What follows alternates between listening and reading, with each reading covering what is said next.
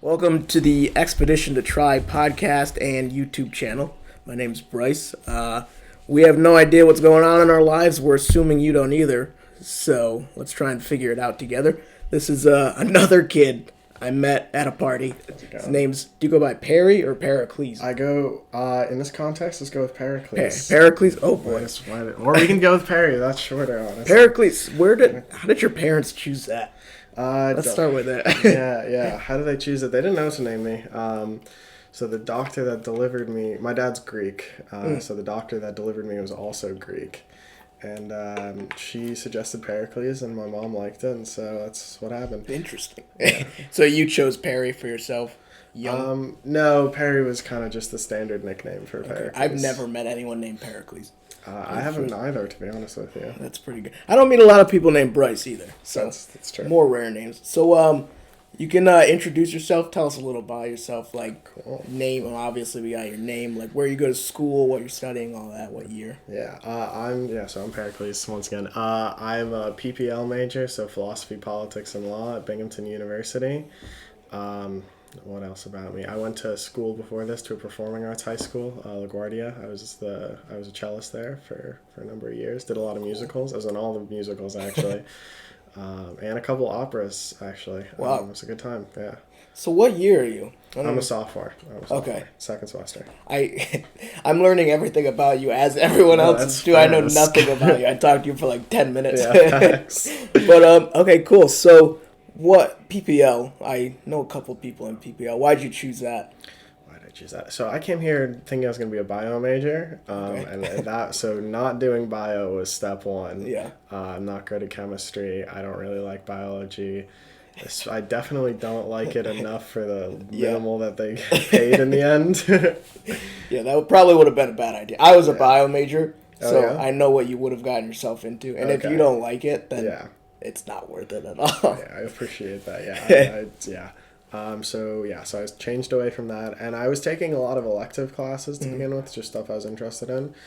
And one day I was talking to an advisor. I was thinking about switching to psychology, and I kind of just asked about PPL, and so they pulled up the map on my whatever it's called, DegreeWorks. Of like what classes you would have to take and stuff. Yeah, exactly. And it showed me, what classes I'd have to take, and it turns out I had already been taking prerequisite classes. I had taken like 4 of them already. And the other classes were within stuff I was gonna pick anyway to take for fun. So that was how I got into it. So what do you have like a plan of what you're planning on doing with PPL? I have a couple plans that compete with each other. All right. What's top? Like top couple. I think so the standard one that is right now, I'm kind of aiming to go to law school potentially. So after that I would be a lawyer ideally. Oh boy. Hopefully, something in like copyright law or something like that. Not litigation, nothing where I have to send people to jail. Right. Nothing too crazy. Yeah, exactly. But apart from that, I've been thinking a lot about foreign service as well. So diplomacy in the State Department. Interesting. Yeah. Very cool. So my first question, the main question that I have for everyone is, on a scale of 1 to 10, 1 being not at all and 10 being very, how confused would you say you are in this point of your life in like terms of the life decisions and career path and everything that's like going on? Yeah, so like how confused am I about my future? Yeah, it can be like really anything, just life in general, what you're planning on doing in the future, just like college in general, whatever you... Yeah, I'm not... Wherever you're at in your life. Yeah, I'm not that smart, so I'm confused a lot of the time, for being frank with you, about a lot of different things. So am I, so same page, that's good. But how confused am I about the future? I would say pretty darn confused, man. But I'm not too stressed about it. It's not like a stressful confusion. Right. I got some good advice from my brother is 35 now. Lives in San Francisco. Cool. And he just had a kid, so I was visiting him. And we're driving around, and I was telling him about my plan, my life plan, what I'm trying to do. And I was like, I feel like this isn't really a plan. Like, I'm telling him stuff I like, and I'm like, I feel bad because none of this is like an actual it's not like plan. connected or anything. And he's like, no, that's what I what I did and what I think is the right thing to do at that point, because like any plan you make, you're gonna ultimately you don't know enough to be making a plan right now anyway. That's like that. I forget who says it now, of course, but everyone has a plan until they get punched in the face. Some boxer said it. Yeah. Like you can plan all you want, but then something hits you, and it's like, well, Yeah, I'm absolutely. starting fresh again. Yeah. Is he do it? Did he do PPL as well in college? No. No, completely. No. He did some very different stuff. He studied marine biology in Oh, college. cool. But I'll tell you where he is now so that you can understand how he works at Facebook right now as a what's it called? They work on getting like he's an administrator basically. Okay. I don't remember the exact term for what he does, but he went from being a marine biologist. He moved to San Francisco. He hated his job right off the bat, so he started his own business selling jellyfish as pets. Oh, wow. Yeah. Interesting. Yeah, the business still exists, Jellyfish Art. He sold it eventually. Oh, really cool. Yeah. Hopefully for lots of money. If you can sell a jellyfish business for any money, Yeah, honestly, I don't know how. I don't know how you would start that business in the first place, but interesting. He at one point had a whole warehouse where he was breeding jellyfish. Oh my god. Yeah. How fascinating. It was odd. It was odd. But he liked being in startups. He worked in more startups from there, like, helping them in various capacities. Yeah. Officially, he's had jobs. And eventually he worked his way, he got into Walmart, in their like corporate Walmart where they're trying to like make themselves a tech company. Mm-hmm.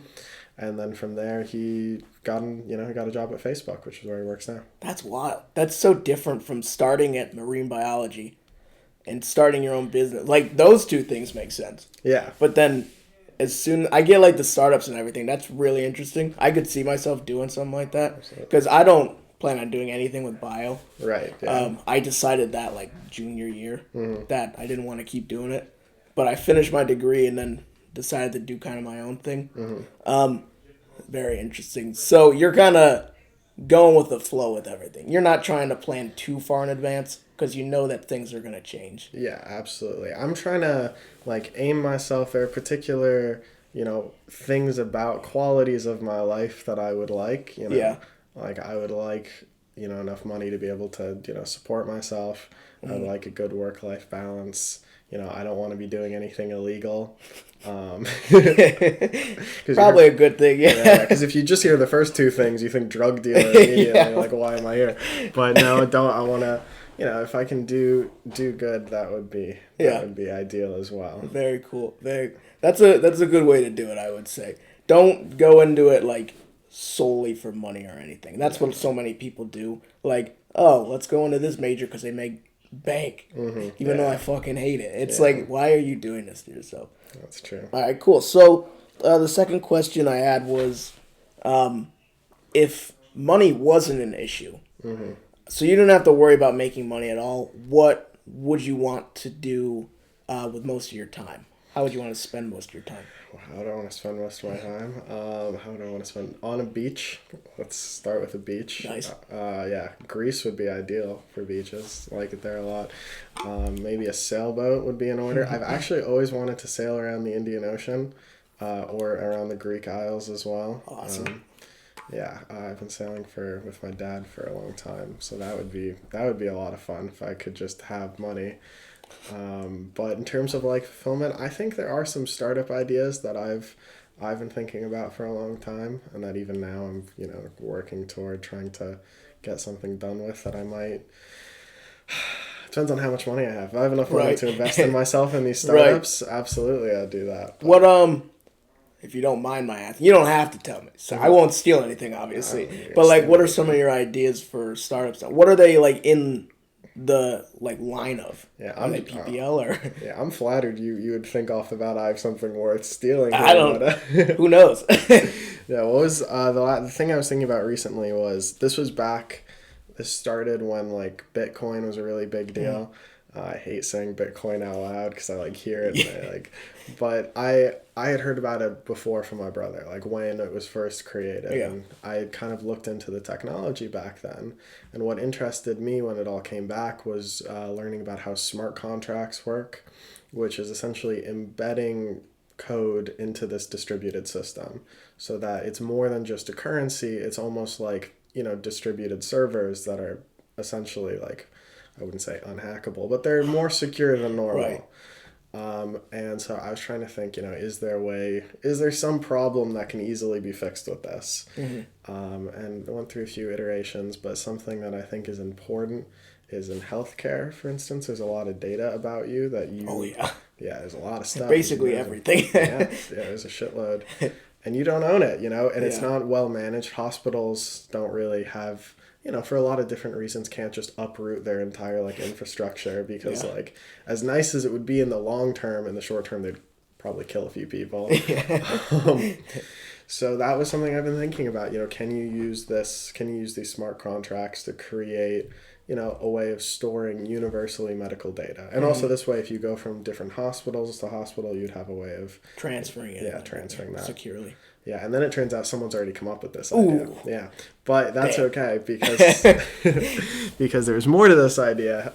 Because I was thinking specifically for third world country is not actually the correct term anymore, but I can't remember what is. So I have no idea. I thought it still was. Third world country. Third world, because it has a particular political implication that I don't remember anymore anyway. Yeah. So I was thinking of applying this to third world countries where, the health infrastructure is lacking to begin with.